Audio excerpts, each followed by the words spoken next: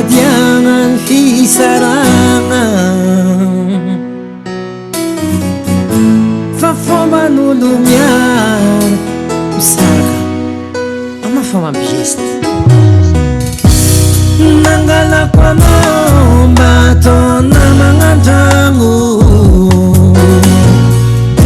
izy kofa tsy ampita volagna marigny fahavalon'ny vadiagna ny fisaragna sakofa tsy tandignesanao aleo ajamigno antegna ty miasa tsy mahitanao mitoko antragno zao bebe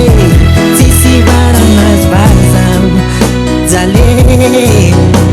kapilany nana mbola tsy voasasa sa efakanja vo miasa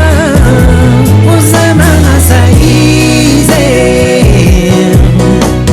tsy nazo olo zao nanananao ataoko sagnatia miragna nahazo maso antoko nasondraha fa tsy toty raha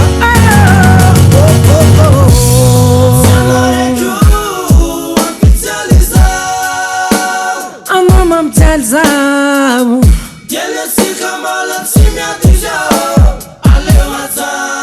zao tsy tiady aminao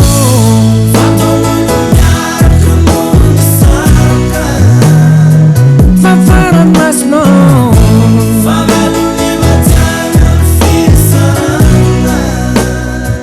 fafa